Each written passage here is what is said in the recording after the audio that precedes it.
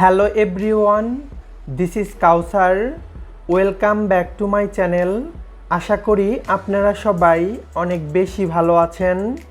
আবারও হাজির হয়ে গেলাম আরও একটি নতুন রেসিপি নিয়ে।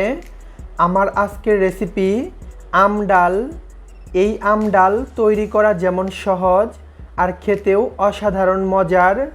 যারা কিনা ব্যাচেলর এবং নতুন রাঁধুনি, আমার আজকের রেসিপি তাদের অনেক উপকারে আসবে। আই হোপ রেসিপিটা আপনাদের অনেক ভালো লাগবে। আর রেসিপি ভালো লাগলে প্লিজ আমার চ্যানেলটিকে সাবস্ক্রাইব করবেন। তো কথা না বাড়িয়ে চলুন ঝটপট শুরু করি। So let's go to my kitchen and cook. প্রথমে একটি বাটির মধ্যে মেজারমেন্ট কাপের 1 কাপ পরিমাণ মসুর ডাল নিয়ে নিলাম। আর আমি এখানে মোটা ডালটা নিয়েছি। তো বাজারে 2 ধরনের ডাল পাওয়া যায়, মোটা এবং চিকন। আপনারা যে কোনো একটা নিলেই হয়ে যাবে। এ পর্যায়ে 2 কাপ পরিমাণ পানি দিয়ে ডালটাকে ভিজিয়ে রাখবো প্রায় আধা ঘন্টার মতো। এতে করে ডালটা ভিজে ফুলে দ্বিগুণ হয়ে যাবে এবং রান্না করার সময় ডালটা দ্রুত সেদ্ধ হয়ে যাবে। তাই অবশ্যই হাতে সময় থাকলে ডালটাকে 30 মিনিট ভিজিয়ে রাখবেন। ডাল ভিজতে থাকুক, এই সময়ের মধ্যে আমি আমটাকে প্রিপেয়ার করে নেব। আর তার জন্য এখানে আমি 5টি কাঁচা আম নিয়েছি। এ পর্যায়ে একটি পটেটো পিলার দিয়ে আমের খোসাগুলোকে ছাড়িয়ে নেব।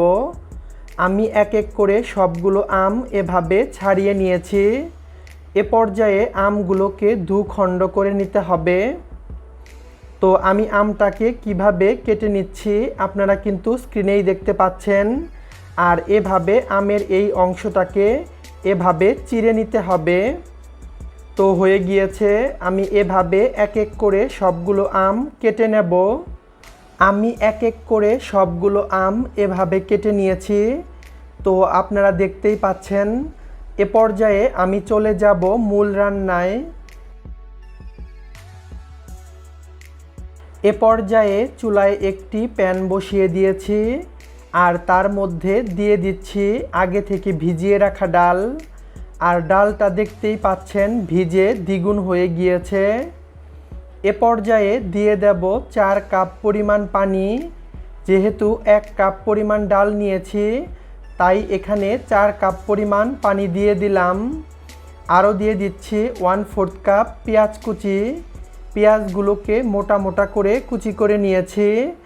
আরও দিয়ে দিলাম 2 টেবিল চামচ রসুন কুচি। রসুনগুলোকেও আমি মোটা করে কুচি করে নিয়েছি। এ পর্যায়ে দিয়ে দিচ্ছি 1/2 চা চামচ হলুদের গুঁড়া। আরও দিয়ে দিচ্ছি 1 টেবিল চামচ লবণ। লবণ লাগলে পরে অ্যাড করা যাবে। এ পর্যায়ে সব কিছু ভালো মতো মিশিয়ে নেব। আর মেশানো হয়ে গেলে ঢাকা দিয়ে রান্না করব যতক্ষণ না পর্যন্ত ডালটা সেদ্ধ হয়ে আসে। 20 মিনিট পর আমি ডালটাকে মিডিয়াম টু লো হিটে 20 মিনিটের মতো রান্না করেছি। তো ডালটা মোটামুটি সেদ্ধ হয়ে গিয়েছে। তো পরিপূর্ণভাবে সেদ্ধ এখনও হয়নি। এ পর্যায়ে দিয়ে দেব 7 থেকে 8টি আস্ত কাঁচামরিচ।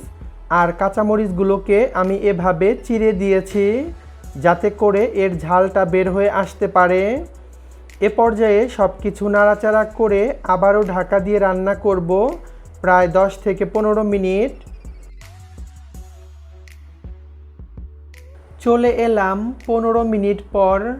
ডালটা সেদ্ধ হয়ে গিয়েছে। এ পর্যায়ে একটি ডাল ঘুটনি দিয়ে ডালগুলোকে ভালো মতো ঘুটে নিতে হবে। তো কাজটি আমি কিভাবে করছি আপনারা কিন্তু স্ক্রিনেই দেখতে পাচ্ছেন।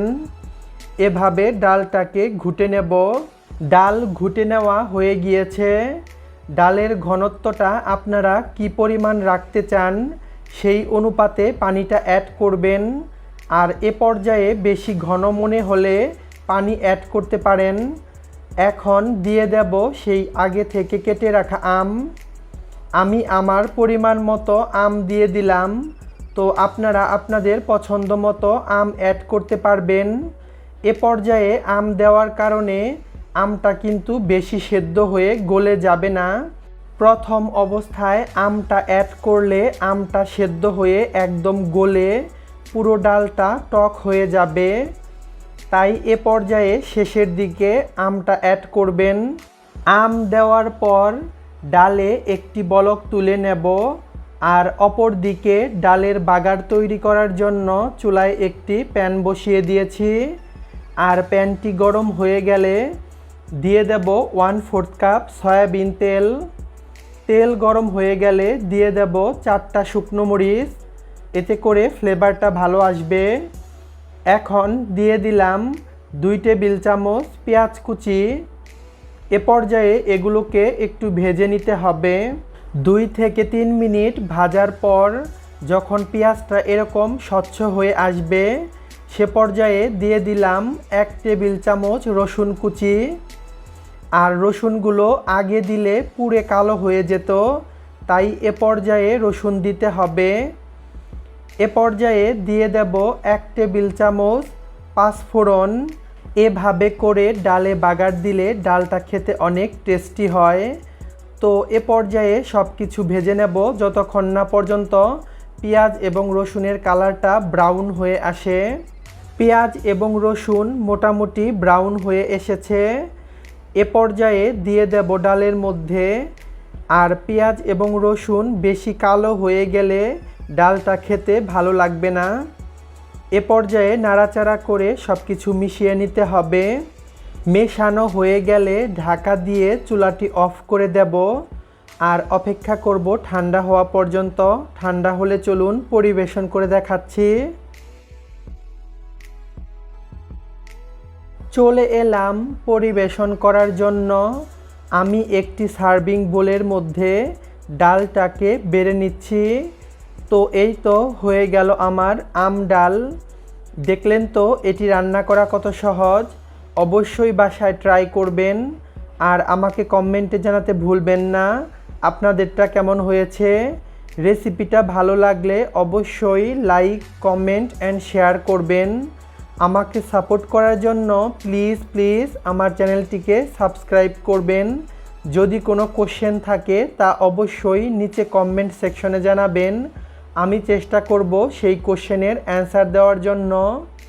আমি উপর থেকে কিছুটা পেঁয়াজ বেরেস্তা দিয়ে ডেকোরেটিং করে নিলাম। তো এটি একদমই অপশনাল। আবারও দেখা হবে নতুন কোনো রেসিপিতে। সে পর্যন্ত সবাই ভালো থাকবেন। আল্লাহ হাফেজ।